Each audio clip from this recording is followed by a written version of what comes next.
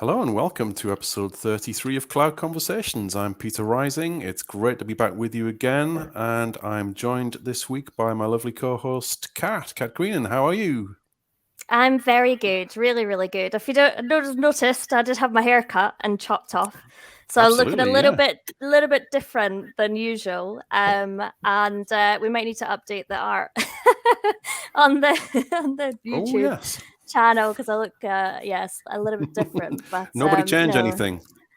yes, I know. That's it. It's gonna cost more to update the art. But no, I'm very, very good. And I have the absolute pleasure to introduce our guest, Sheryl Netley, who is an MVP, Microsoft certified trainer, Power Platform consultant, and is really, really active in the community, speaking at lots of conferences, which is how we met, mentoring. You're part of the STEM ambassadors, and there's a whole lot more. So I don't know if I've butchered that too much, that introduction, Cheryl.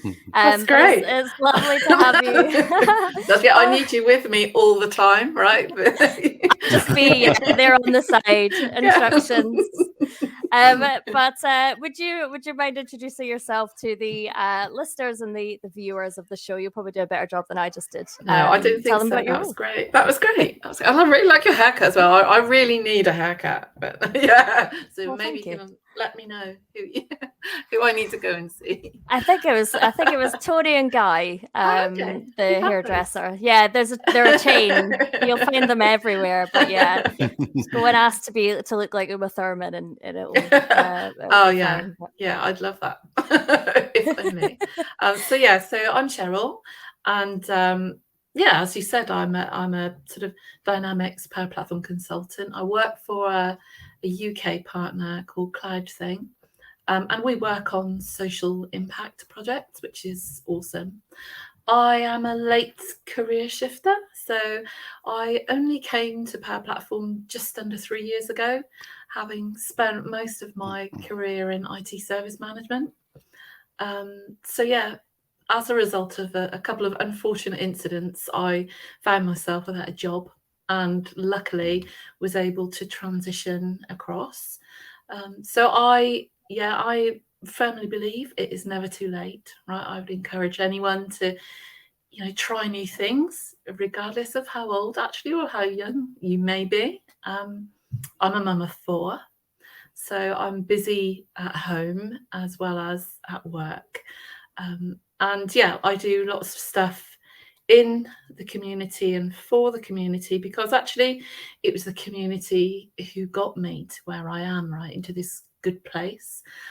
So I truly believe that we rise by lifting others, and it's something that everyone says, but I really believe that because I've experienced it myself.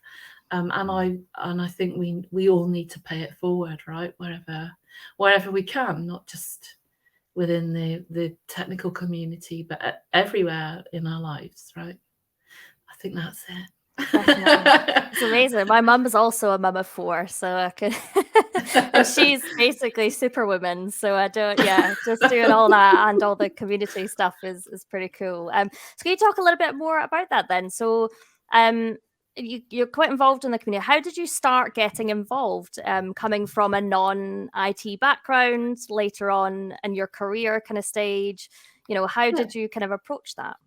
Okay, so I'd worked in service management for a good lot of years. I've worked in IT for a long time, so about 30 years altogether, but with more of a focus on the support, service management side of things. I started way back, on a service desk or help desk, as they were called then, a lot of years ago, actually, when I was expecting my second child. I went in as a temp, and then I'm a sort of a natural problem solver. So I fitted quite well into the team, and I stayed there then. And then I became tech support eventually, and then I moved into development and became a programmer. And then I moved into projects, and then back to the service desk as a service desk manager. And then I worked as an ITSM consultant for a few years, and that's really I sort of got to quite an expert level as a service management consultant, having worked in, all of the sort of areas apart from infrastructure, which is my big gap. So yeah, I sort of got to the top of where I could get to, and then I was made redundant, right? Which was difficult for me. I have 4 kids. I'm a single mum, so it's just me who keeps us all afloat. I had a child at university at the time, and another one still very young, and it was a bit of a nightmare. And I was lucky that I found another IT service management consultancy role and went into that one. And then that, I lost that after just a couple of years. And I was really in a not great place, if, truth be told, because all of this pressure, and no job and having lost 2 in a short space of time. And I thought, I've got to do something differently.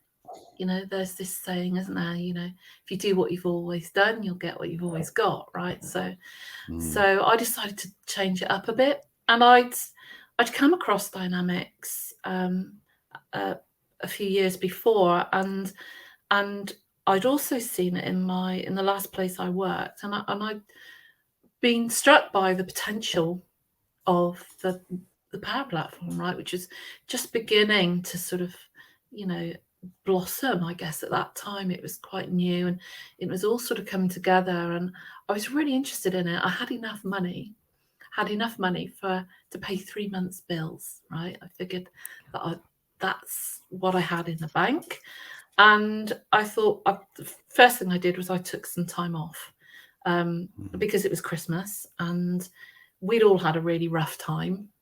So I took a bit of time off, and then I thought, right, in January, I'm going to upskill. I'm going to learn this thing, and I'm going to see if I can get a job doing Power Platform, right? So that's what I did. Throughout the month of January, I worked as if I was at work from 8 till 8, and I used materials that I found online from the community, right?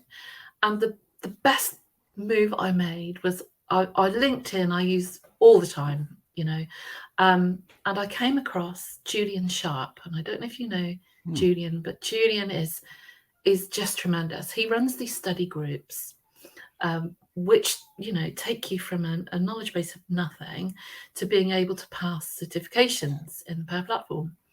So I joined a Julian Sharp study group, with a view to learning more and trying to get a job, and I got more than that, right? As a consequence of the study group, I got to know Julian.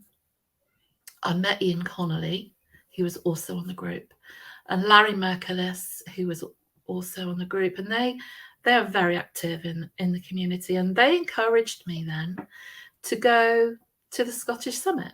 Actually, back then it was D365 Saturday Glasgow, I think it was, Scotland. And then I just met so many people, right, who welcomed me and encouraged me and supported me. And I had never met so many amazing people ever ever before.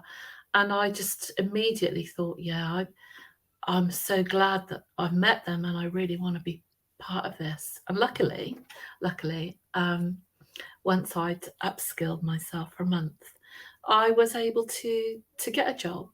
Actually, Larry helped me to get my first job in Dynamics and Power Platform, working for a UK partner. And yeah, and the rest is history, right? So yeah, that's amazing.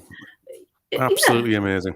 And I can empathize with so much of what you just said there, Sheryl, because I was made redundant in 2014 from a job that I was too comfortable in, and I never would have left of my own accord. I was an internal IT manager at a manufacturing company, doing a bit of everything. Anything that had a Cat5 cable in it, I was responsible for, even if it was a franking machine. So, but that was the catalyst for me getting into Office 365. just the right timing. And it's a scary thing being made redundant. It's not something that had happened to me in 25 to 30 years of working, similar to yourself. And it really does throw you when it's never happened to you before. But getting into the community, though, I think is such a, as you said, such a great thing, such a great journey to get into. The people you meet, and the type of people who are willing to lift you up, and as you say, pay it forward, and there's no egos and agendas, and it's really quite unique. But so resonate with all that. But what I'm really interested to hear is, how was it changing gears and switching into doing something completely new like Dynamics 365? And can you sort of tell us a bit about Dynamics 365? Because I must admit, I don't know much about what it does. So if you could do that, that'd be great. Yeah, sure. I mean, it was really difficult from the perspective of, I'd gone from someone who was an expert in ITSM, right?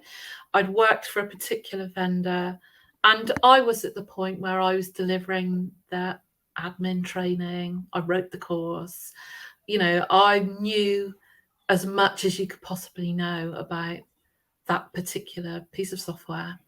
And I've used it for a lot of years, day to day, day in, day out. And that's when you really get to know something ever so well, right? So I was going from that into something that I knew not really anything about. And that was uncomfortable to begin with, because you're just so conscious, you're just so conscious that you don't know. There's so much that you don't know, right? And I think this is where the community really does give you so much support, and encourages you to take these sort of leaps of faith. I mean, the great thing as well about Dynamics and the Power Platform is, way back, Dynamics sort of built on the Power Platform, right? For people who don't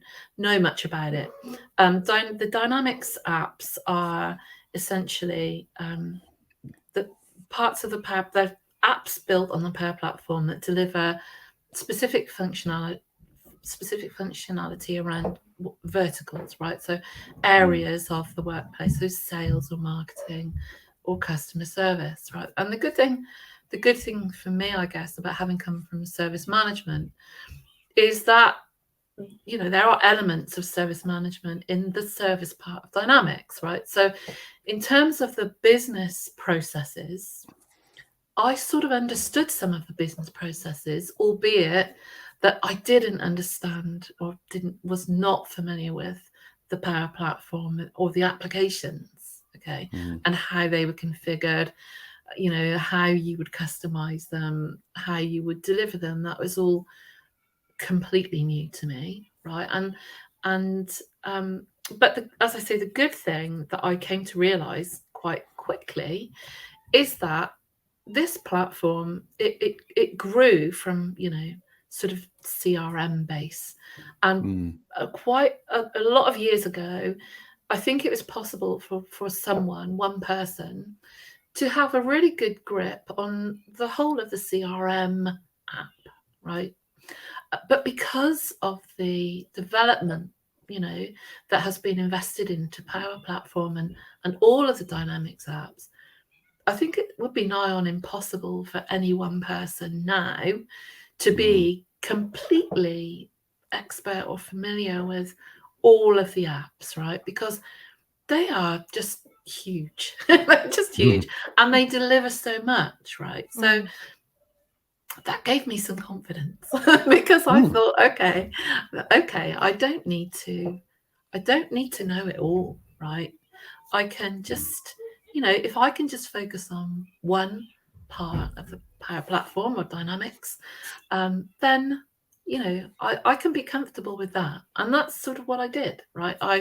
Because I had known service management, I focused on Dynamics 365 customer service as my first step, I guess.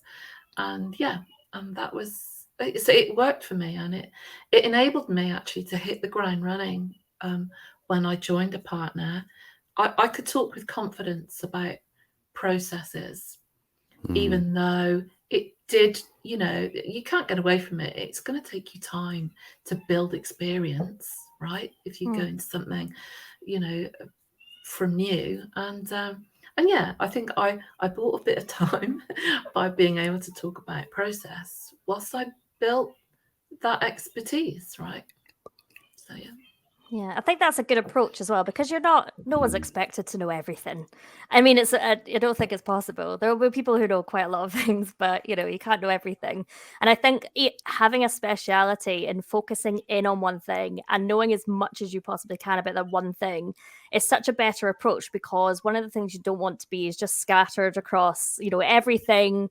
You can scratch the surface a little bit on topics, but when you can really deep dive on something, that's your expertise. I think that's a lot more valuable especially in the kind of consultancy role or developer role. So I think that's definitely a good approach to take. And in terms of dynamics, so one thing that I am quite involved in the different parts of the community, particularly the collaboration side, Teams, SharePoint, Pete's. There's some leads into security there as well. I've got more involved since knowing you in security, which is nice. But Sheryl, if someone was going to try and get a little bit more involved in the Dynamics and Power Platform community, are there any kind of user groups, or are there things that you would recommend someone doing to maybe get a little bit more involved? Yeah, I mean, there are so many things that you can do, right? There are user groups that cover the whole of the platform, and there are events where people can go along. I think some in-person events have just started up again. You mentioned the South Coast Summit, right? There is the Scottish Summit that's coming up in February of next year, but there are also local and regional user groups that you can go along to. And I think some of those are starting back up in person. If someone is a little bit, maybe, I'm a determined person, but I'm generally reserved. Okay, I find it difficult to throw myself into situations that I'm not familiar with, right?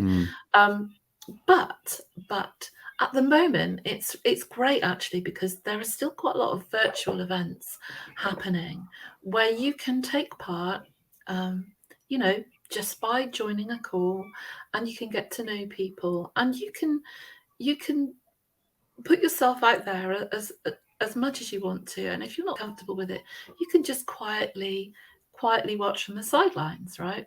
And a great place to start is actually, there's something that plug for me, not for me really, but it's something that I do, which is something called the Virtual Events Hub, right? And the Virtual Events Hub is a calendar that you can subscribe to that tells you about a lot of the user groups, Power Platform, Dynamics, different sorts of things that are happening that you can go along to and join in with the community, right?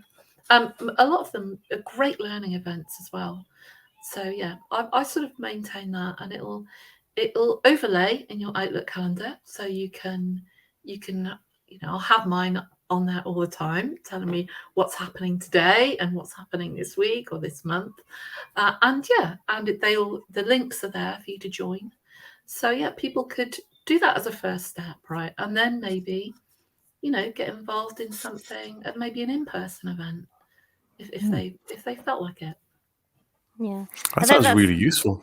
Yeah, Awesome. Go ahead, that's so sorry. I was going to say, I like the idea of the virtual. I'll just sit in the background until I get a little bit more confident, and then I might turn up to one. Yeah, I mean, that's it. I mean, it can be daunting. I remember, going along when I went to my Scottish Summit. It was my very first event, and it was nice because it was a really big event, and in some ways, it gave me some anonymity. Right, there were a lot of people there. I was a small fish in a very big pond, So I was I took some comfort from that, but I'd already, as I say, I'd met Julian Sharp on this virtual study group, and Ian Connolly and Larry Michaelis, and so that gave me a little bit of a confidence boost in that. Yeah, I can I can say hello to these people and they'll know who I am. And actually from there I just got to meet loads of people. So it is a really good first step, I think.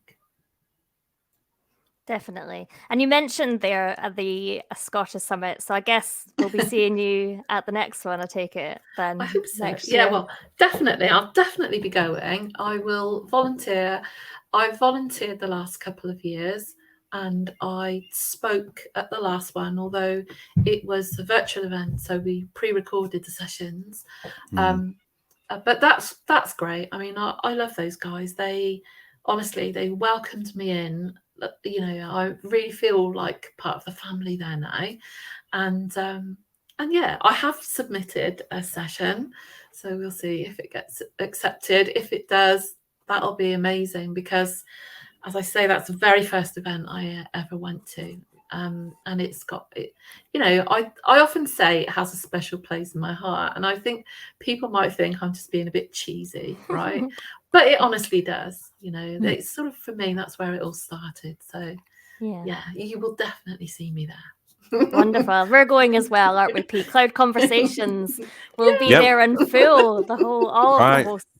I am planning to be at that one. Yes, I was very upset that I couldn't get to South Coast Summit. I couldn't get there in person, sadly, in the end. I was planning to, but events changed as they do. But yeah, it'll be great to get to somewhere like Scottish Summit in person, if fingers crossed, if it all comes about. Because in my community life, I've really not done anything in person. I've been to in-person events before lockdown times and COVID-19, but that also coincided before my own community journey. I would go to events like Ignite the Tour and Future Dakota at Excel London and wander around with my colleagues, and I probably walk past so many people who I know really well now and consider friends, and didn't know who they were at the time, which is quite heartbreaking in a way. But yeah, we shall see. Fingers crossed. I'm looking forward to getting out there again, without a doubt. Do you find it really different, Sheryl, speaking in person? Because you spoke at the in-person at the South Coast Summit, and then obviously next year. So how was it? Because I was lucky enough to catch your session. I was in the front row, which is really useful. It was about getting more involved in the community, which obviously I was looking to do. So it really kind of helped me. But yeah, how are you finding in person now, coming back, conferences and presenting? Do you find it easier to present in person than you do than online, would you say? Well, I like it. I feel that I maybe wasn't as prepared as I could have been for South Coast Summit because, like you, Peter, I have a home, sometimes challenging home schedule, okay? And sometimes I can't always guarantee how much free time I'm going to have available to do things like prepare, right? So yeah, I feel that, you know, I need to prepare maybe better when it's an in-person event, just because, you know, when it's remote, I mean, you can have your notes on a screen and you've got that prompt there all the time. But when it's an in-person event, you're having to like remember everything that you wanted to cover, and that can be a bit of a challenge because I'm the terrible thing I do is that I look at people and I get totally drawn in. You know, I'm looking at you in the front row and I'm smiling, and then because I'm smiling and having eye contact, I'm like, oh, what was I going to say next? So I do, you know, I'm sort of prone to doing that maybe. So yeah, I think preparation is the key for anything, right? And yeah, that would be my tip. It's just I think if I ever did a TED talk, I would have to prepare for, you know, at least 6 months before I could do that. It is difficult though, because I'm very prone to freezing on occasions, and anxiety. Anxiety is something that I deal with day to day, and sometimes I can be just talking away on a call or or a talk or something like that, and my brain just goes, and I'm like, and I'm trying to say something, and it's really difficult. Something similar happened this afternoon. Actually, I was going to pick up my oldest son from school, and I was driving to the roundabout, and I forgot what I was doing. I was like, what am I doing? Where am I going? Oh yeah, school run that way. So maybe I have it's a that when I teenage walk thing, I don't into know. a room, and then why did I walk into this room again? It's for me going I remember. upstairs, right? I'm always going upstairs. I get to the top of the stairs and I think, Yeah, why did I go upstairs? I think we've all got a little bit of that in us, so don't worry, you're not alone. Yeah. Oh, dearie. But congratulations, by the way, on your MVP award. Oh, yeah, That was fantastic. amazing. Thank Really well done. Really well deserved. Absolutely. Tell us about your MVP journey so far. It's recently that you got awarded, was it? Yeah, a few months ago. Honestly, it was a real surprise to me, right? I mean, I'd known that I'd been nominated. My very good friend Michelle Wong nominated me very kindly. We do quite a bit together. That we're part of a women in tech group called Textilers. Okay, and Textilers is just a fantastic group. It was started by Foyin Olajide Bello, and she's an MVP who is originally from Nigeria. She lives in Dublin now. She works at Avanade, and she is just a force of nature, right? But she started this tremendous group to upskill women, primarily when it began in West Africa. Okay, but we're global now, and it's to help women, young women, and returners get into the Power Platform, right? Because we know that there's going to be a massive, or there is now a skills shortage, but it's only going to increase as time goes on, right? So it would be great, for us, or for me. The reason I love it is because Power Platform has helped me so much, and I think, I'd love to see other women helped, in the same way that I've been helped. So we have this group called Textilers. Michelle takes part in that as well. So she obviously was aware of some of the bits and pieces that I was doing in the community, and she nominated me, and I was like, I can't be an MVP, Michelle. I've not done enough stuff, And she's like, no, you have. Just go with it. And I'm like, oh, okay. And then, I had a discussion about it, and I thought, I thought maybe I just would not hear anything more, right? And then 4 or 5 months later, this email arrived in my and I just looked at it, and I just couldn't. Honestly, I couldn't take it in. It was too much. I was like, wow. And then suddenly, I did a thank you, like quite a big Oscar nomination thank you on LinkedIn, because I really did want to thank the people who'd got me there, right? Genuinely. But then the world just went crazy, and I had some great advice from Mark Christie. Actually, he's like, okay, you post the thing and then you close your machine down and walk away for a little while. And it was really lucky because I'd had a festival planned for that weekend. So I did. I went away with the kids. We went off. We went and did our festival, and yeah, all the craziness was happening. And I just came back to it the following week. But it is an amazing thing, right? It is an amazing thing, and I'm still stunned that it's happened to me. But the good thing, and this is the thing, the good thing about it is that there is a massive inequality in the world, right? And we know this.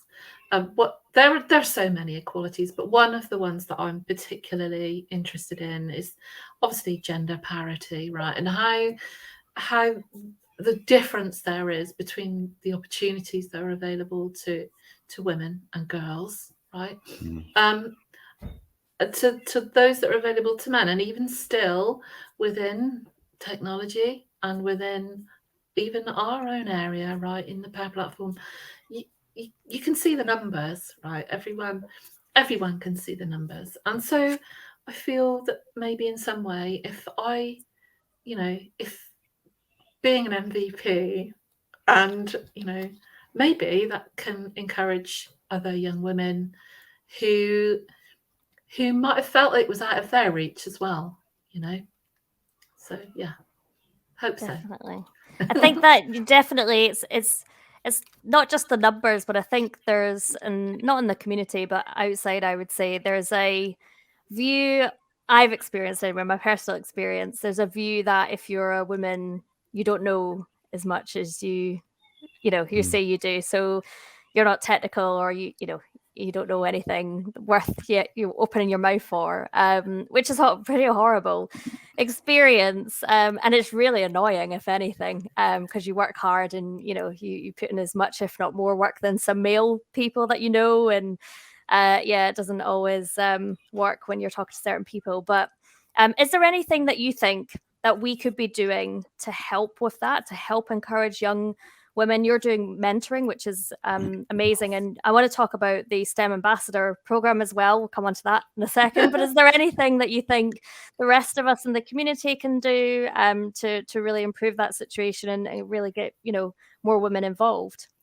Yeah, I've been I read quite a lot, right? I read quite a lot. I read a lot by Melinda French Gates is great. She writes a lot about women helping each other. Gabriella Schuster as well.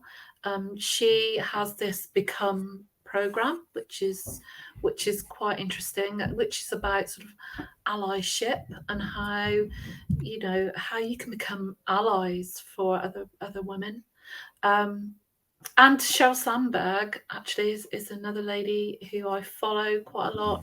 She has this organization called Lean In, which you can have these things called Lean In circles, where you can bring other women in and support them. So I have a Lean In circle with some young women that I've met during my time working in the Power Platform, where the idea is that we sort of help and support each other, and we are allies for each other. So the difference, obviously, it's great to have a mentor, right? It's great to have a mentor, and I believe that mentoring is just a fantastic thing.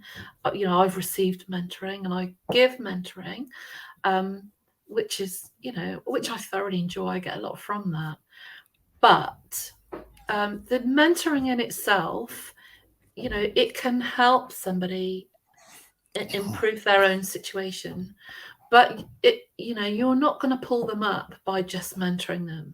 You need to do something more. You need to become an ally. You need to actually reach out your hand, right? And lift that person up. And I think, it's just an extra step that maybe we could, more of us become aware of in our roles, right? Is actually, take positive action to help get women into a better place, right? So yeah. So I would look at those things: Lean In circles, the Become program, and any articles written by Melinda French Gates.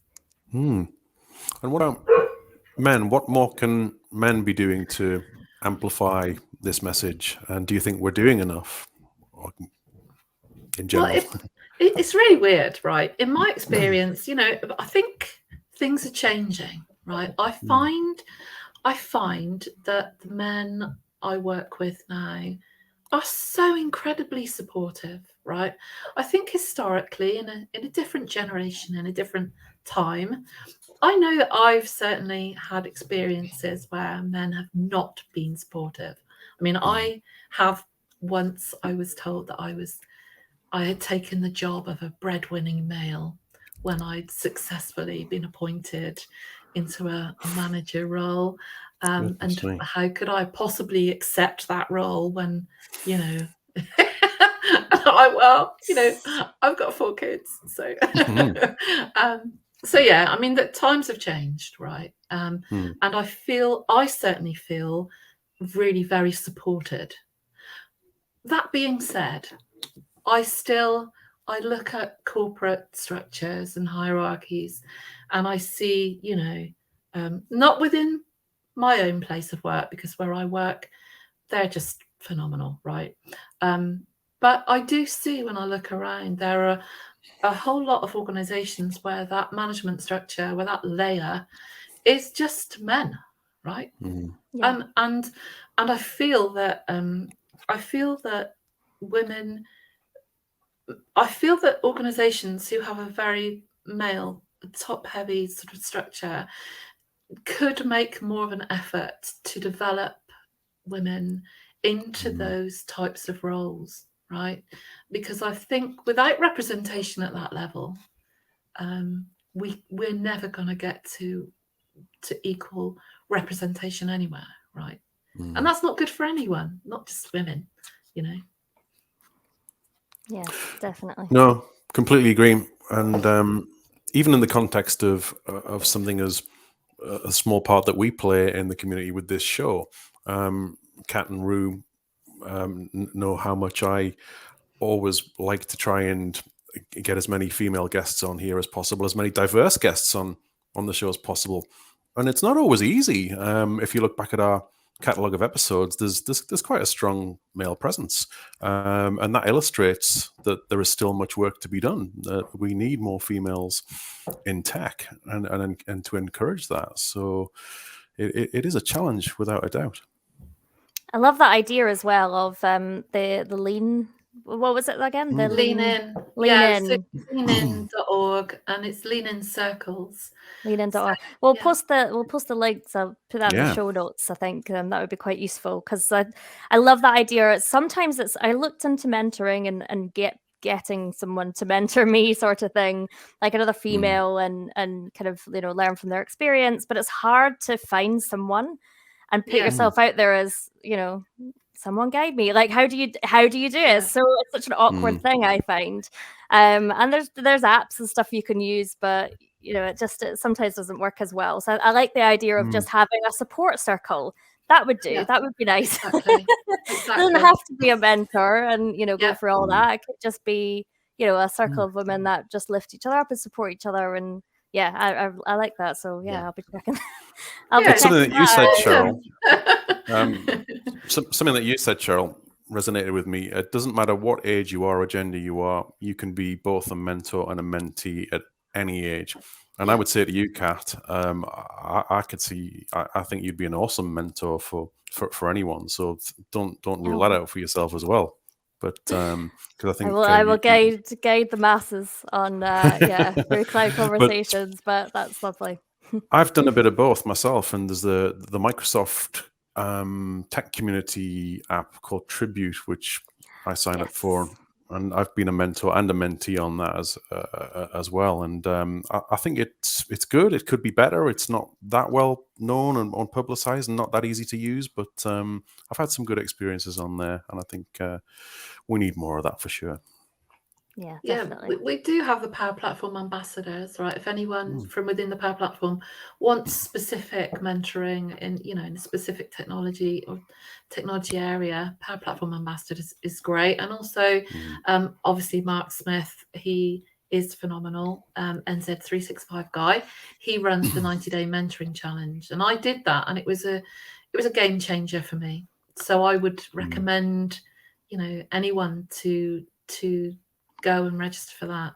Kat, if you've not done it, you should. I might do now.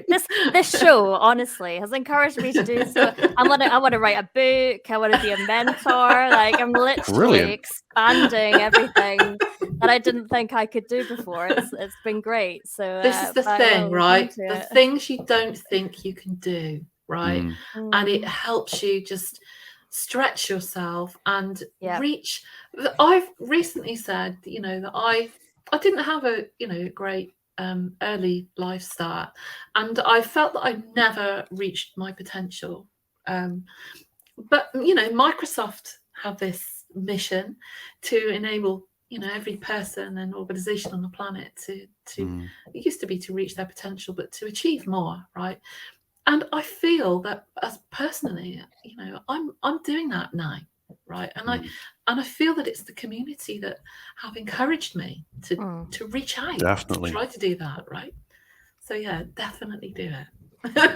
Going back then, so that's that how you got started doing mentoring them with the 90-day challenge? Yeah, it was. So I had mentoring. So I saw it advertised, right? And I'd met Mark Smith at the Scottish Summit, previously. And I was one evening just sitting thinking, oh yeah, I'd like to do that. And I registered, and then I was like, after I'd registered, I thought, oh, what are you doing? What, are you too old mentoring? What are you doing? And I didn't bother taking it any further. And then Mark emailed me and said, hey, you registered. Can you complete your application form and we'll get you on? And then I felt really silly. And I was like, oh, I've got to do it now. So I completed the application form and I got in. And honestly, it was the best thing. It was a phenomenal experience, not just in terms of what Mark gives you, because he is so generous in sharing his experience and knowledge, but also in you just meet so many amazing people, right? And friends, again, lifelong friends that I met on that challenge.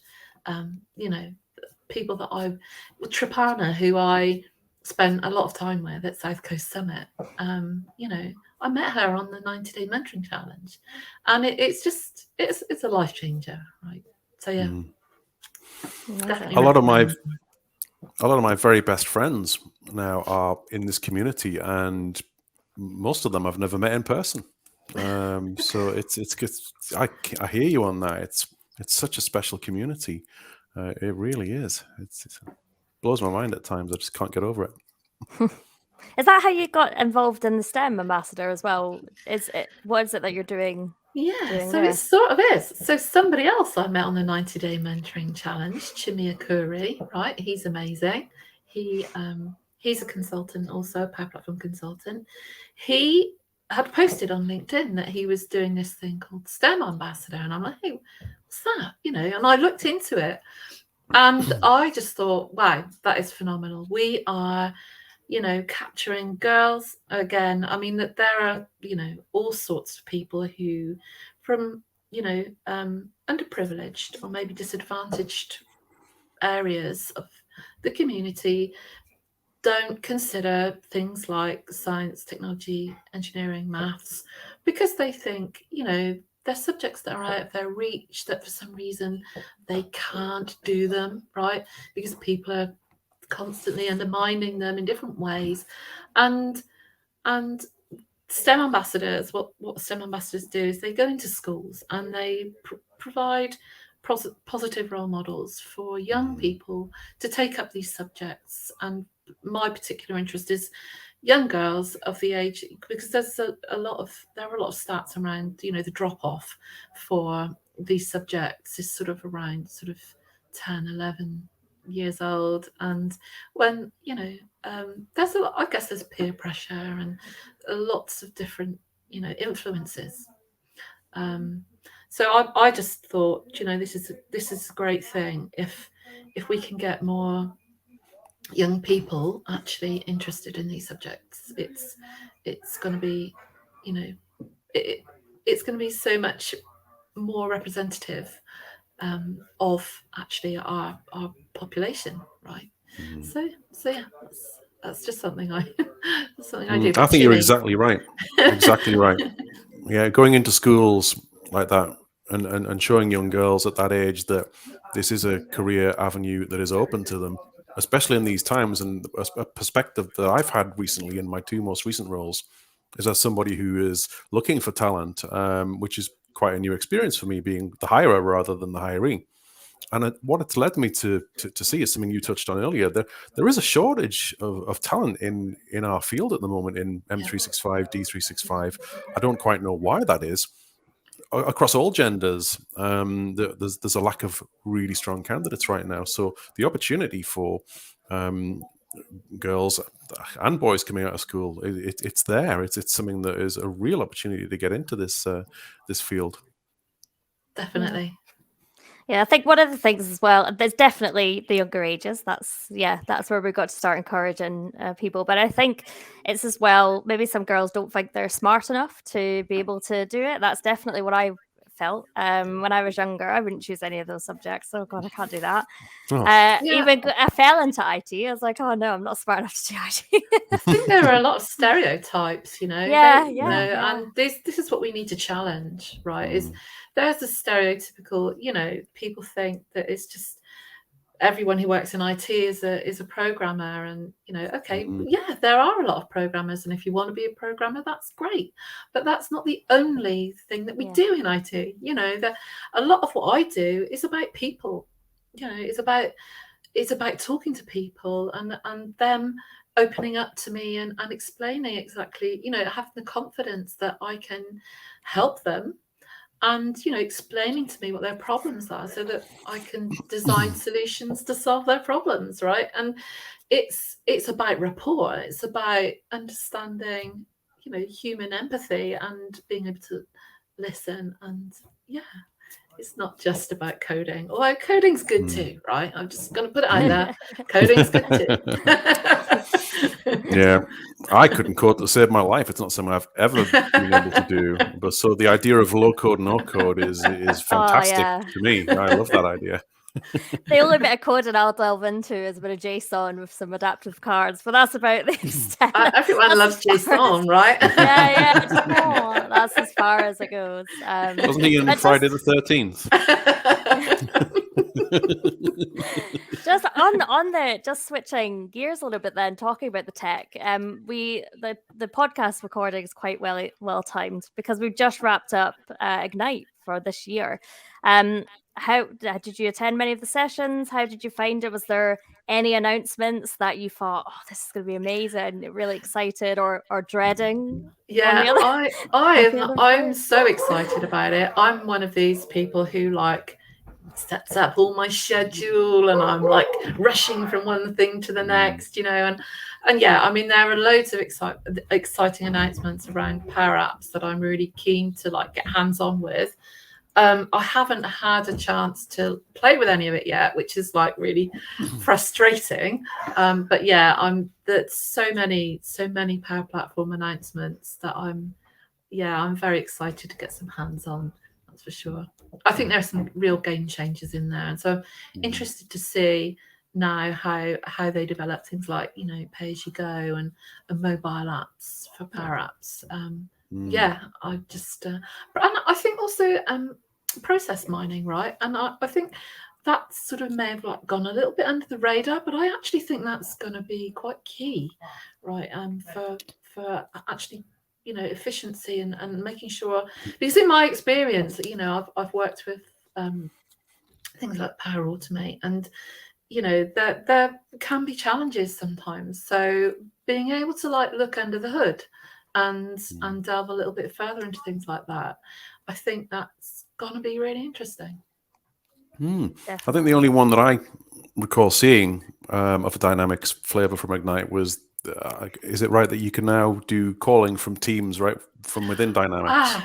This was the other thing that I was really excited about, which I haven't looked at because time and family. The other thing was voice calling, right? In customer service. So I'm really, really excited to have a go with that. Yeah, I think that could be massive, couldn't it? The Teams voice stuff has just exploded over the last few years, hasn't it? It really has. It's tying into everything. Well, Teams has got its claws into literally everything across Microsoft 365, hasn't it? Yeah, but it's great though. It's been, you know, especially during the pandemic. I mean, it's brought people together, right? It's definitely. Yeah, I think one of the things that I am freaked out a little bit by, and also excited by, is this idea of this digital world where we have our avatars and we can walk around a room, digital room, and Yeah, It's I'm like going to something say, from a film, isn't it? yeah, there are some things that I'm not so excited about. And then Facebook have changed their name, and I was like, oh my goodness, it's just literally like a sci-fi movie that we're in now. It's just fast forwarding too quickly. And then I read a blog where somebody said, did anybody ask for avatars? Like, and was this something that people wanted? I'm not sure. Which I thought was quite funny, because I just certainly didn't even consider that possibility of but they're really pushing the message of mixed reality, aren't they? Yeah, I mean, to be honest, when that came up, I was like, really, for real? You know, we've got all these problems in the world, and they're creating avatars.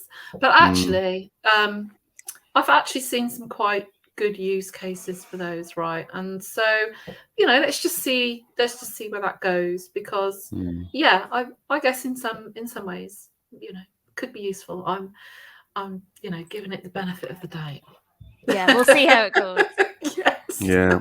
Stay tuned. Yeah. A couple of years ago, Microsoft were really well, and they still are, but they were pushing the message of artificial intelligence right down our throats. And I went to a Future Decoded and thought, oh, not this again, 2 years in a row. But that's just taking a life of its own now. So maybe they know something we don't. Maybe they know that mixed reality is going to be the next big thing. And I played a little bit with this at Ignite myself. I was fortunate enough to be one of the subject matter experts for security and compliance for Zero Trust at Ignite for a Altspace VR mixed reality session, which was very interesting. I got some comments from a lot of people saying how accurate my avatar looked, actually, which because people struggle to get theirs looking like themselves, but it's not hard to slap some grey hair and beard on it, really. You've got such an iconic look, Peter. I feel like anything would recognize you straight away. Yeah. Oh, that's a lovely thing to say. Thank you. Amazing. So just with you mentioned how, you know, it's a bit hectic in your household. How do you manage everything, work, life, you know, all of this stuff you're doing in the community, 4 kids? Did I hear a dog in the background as well? Yeah, sorry about that. It's just so, no, I've got one as well. I'm just saying, I'm like stressed. Oh my god, I'm stressing out at home because I'm like, right, my dog. I've got one dog, no children. I'm like, I need to take him to the vet. I need to do this. How on earth do you do it? And do you use like Viva, things like that? Do those types of solutions kind of help manage that time, or? I tend not to watch TV. I don't watch TV. I don't have a TV. I call it waste of life, right? There are some things you have to give up, right? And this is the thing.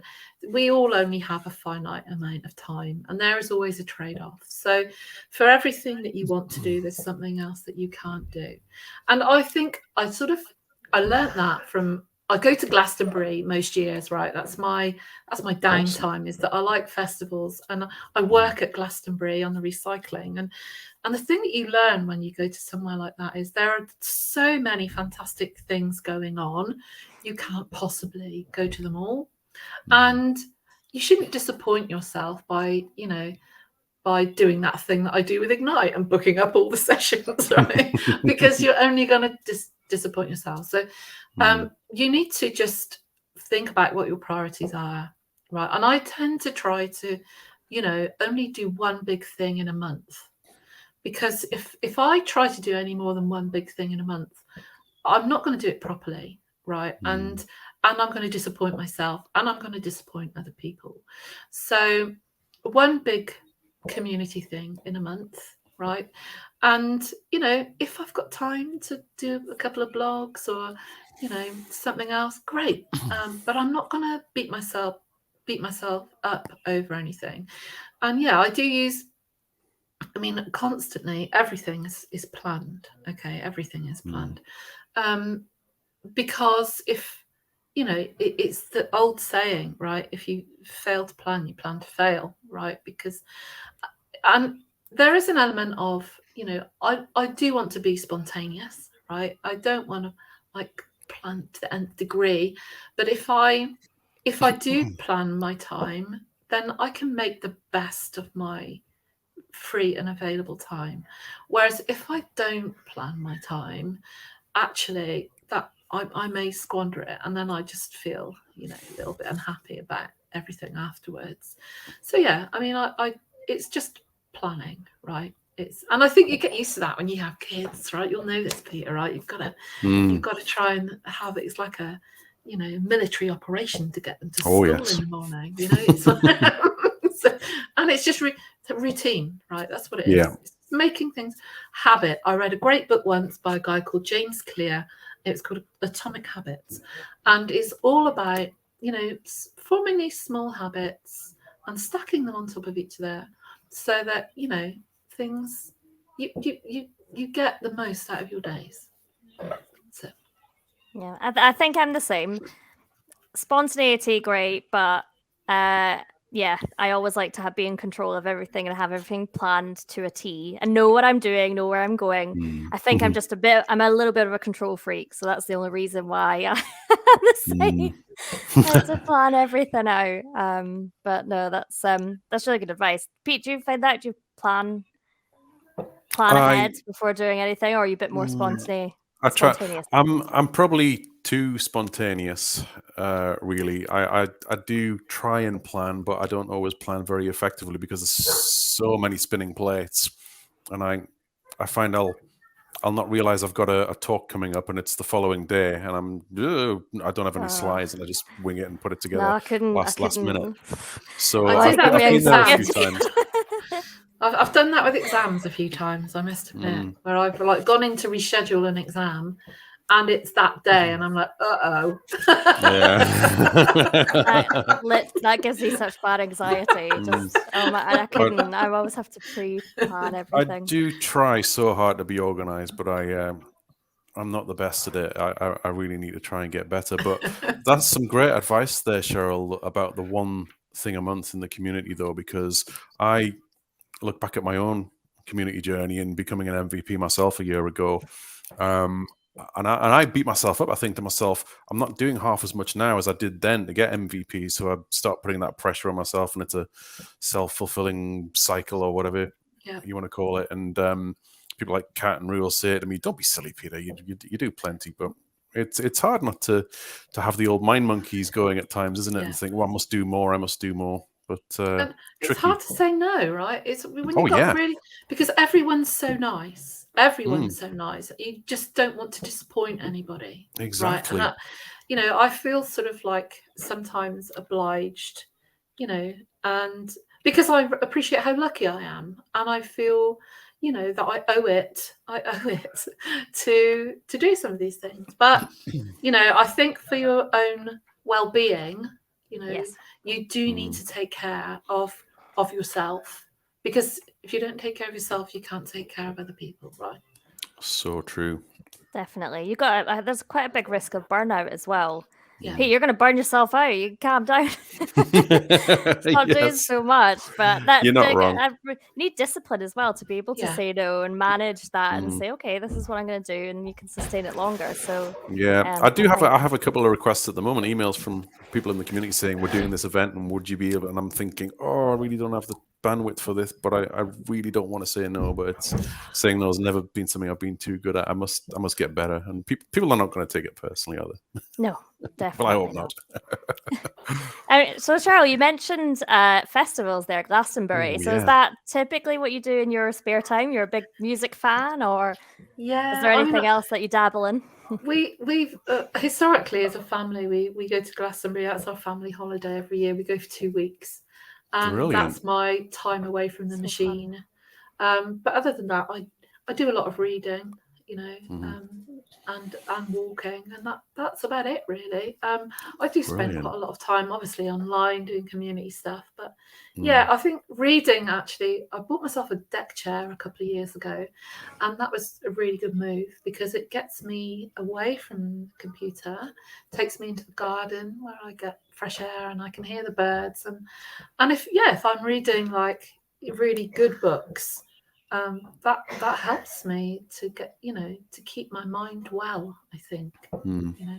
What kind of books do you read? What genre? I read a lot of they're all non-fiction, and they're sort of like self-improvement books, I guess. A lot of things like that. I read a good book recently. I think it's called Think Like a Monk by Jay Shetty. That was really good. But yeah, I'm reading the Michelle Obama biography at the moment. Yeah. So that's quite interesting. Yeah. My wife's read that and she says it's awesome. Yeah, She really enjoyed it. Yeah, I've just started it, so yeah. Does it just make you want to become like president and rule the world? And it's more about how actually she's just like a, what I'm getting from it so far is to, she's just like a normal woman, right? Who's found herself in a different situation and how she's handling it. And I'm really enjoying it. She certainly comes across that way as a down-to-earth, just everyday, totally ordinary woman, doesn't she? Yeah. Yeah. Definitely. So Glastonbury, can't speak now. What kind of music is it that you're I like drum and bass. Drum and bass. Big drum so and are bass you there fan. like Yeah, amazing. I am, yeah. That's me, gun fingers at the ready. I love I like drum and bass. That's So yeah, so but fun. I like actually all sorts of music, So yeah, all sorts of music. But it's not just about the music at Glastonbury. It's about a community, right? A community of people. The people that I meet there, I've been meeting there for 20 years, so we're like a family. And it's just great to see each other. We only see each other like once a year, and we haven't seen each other for about 3 years now. So yeah, hopefully next year. Oh. And do you do the full experience? Do you do the camping, or some people go there in the staying hotels, don't they? We work in the recycling, so we get our own field and we get a party with Michael Eavis, and we go before it starts and we stay after it finishes. We have our own workers' bars. So we're really lucky. I got to work backstage once at the Pyramid. I met Sam Smith. Wow. Yeah, so it's interesting. It's interesting. Cool. And we're doing something good for the planet. Oh, absolutely. And who would you say your favourite Glastonbury performance has been in all the years you've been going? David Bowie. Brilliant. Without clearly head and shoulders above anyone else. It's really weird because I saw him at Wembley years ago, and I didn't think he was very good, but at Glastonbury he was next level. He excelled. He was amazing. Yeah. Never saw David Bowie. No, me, I'm so jealous. Gutted, yeah. Metallica were awesome. I love Metallica. Yeah. Foo Fighters are great. So many REM, But I like the smaller stages as well, actually. The smaller stages are great. Not just the Pyramid. I think it's weird. Festivals, there's such a community at festivals as well. So the festival of my choice is Download Festival, where it's just a bunch of metalheads, and I absolutely love it. But everybody is so nice. Like I got lost, and I may have had a few drinks. This was far into the evening, and I was looking for my other half, and I was looking around. I was like, "Oh no, where is he? I'm never going to find him." And I was on my own, and like 3 people at 3 different times came up to me saying, "Are you okay? Do you need any help?" And I was like, "No, I'm fine, but thank you so much." And it happened on like a few different occasions. I was like, "I've never felt so safe," like, and such a on my own and a big group of people. So it's it's a nice community festival, isn't it? With lots of different genres, so slightly different. I've never been to Glastonbury. I've never got tickets or anything, so never had the chance, but I might do it. No, me. I see you there, Sheryl. Watch it on iPlayer every year. It's always nice to watch. But never been. But sounds amazing. And Bowie, so jealous. I'm a massive Bowie fan. Goodness me. Well, there is one question that I don't know if you'll be able to answer it or not, because you said you don't have a television. So we ask all of our guests. I don't know, Peter, do you want to do the honors of asking the I can do it, yeah, absolutely. This is all going to depend on if you are a movie buff or not, but everybody gets asked this question. Out of the 2 Arnold Schwarzenegger Terminator films, well, there are more than 2, but there is only 2 that really count. If you've seen them, do you prefer Terminator 1 or Terminator 2? I have seen them. I do watch films, even though I don't watch TV. Awesome.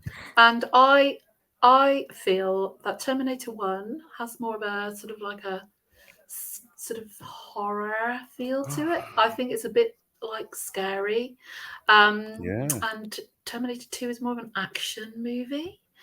So on that basis, I'm going to go with Terminator 2. I'm not a fan of horror films, right? I feel that there is enough bad stuff in the world. You know, I just don't want to put myself through any more than I need to. So yeah, Awesome. Escapism all the way. Fair enough. Do you know what? It's about time. I'm very much Terminator 1, but I know.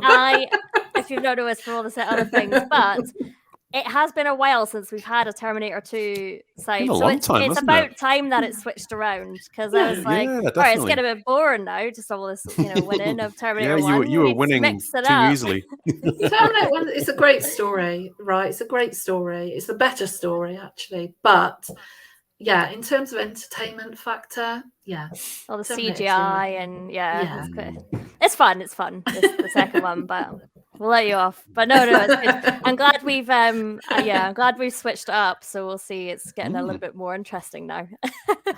Like you, Sheryl, we don't have a telly at the moment. We got rid of a television a little while ago, but we just watch stuff on our laptops and Netflix and Amazon Prime and all that, and movies in particular. But are there any other sort of favorite movie genres that you have? Any movie passions?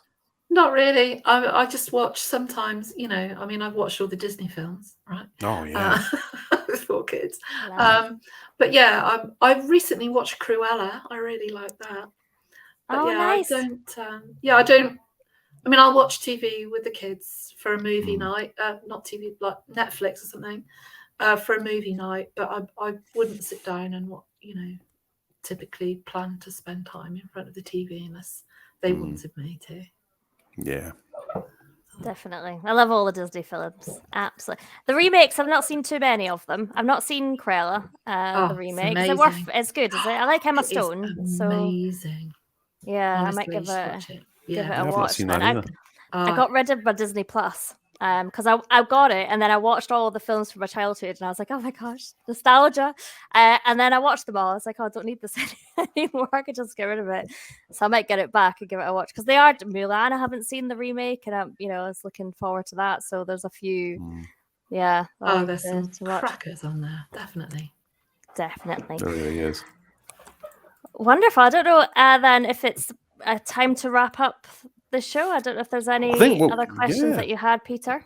We've been going a good hour and 10 minutes almost, so I think it's probably time to. It's been a wonderful chat, though. It's not felt like that at all. Flies. So it's really fun. But I guess we should give you some time back, Sheryl. We really appreciate you joining us. It's been wonderful to talk to you. But before we go, could you just anything final that you'd like to share with the audience? Anything you'd like to say, and let them know how they can get in touch if they'd like to?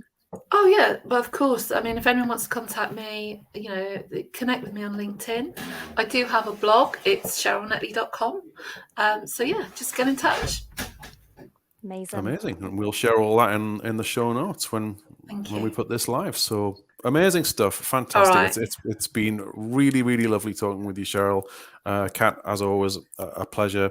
And we shall wind up this show here. Do check us out on YouTube, Twitter, all the usual places. I'm too lazy to mention them all by name on this occasion, but you know where to find us by now, hopefully, if you're already watching. But thanks for joining us on Cloud Conversations, and we'll see you next time. Catch you later. Thanks, bye. It's been great. Thank you.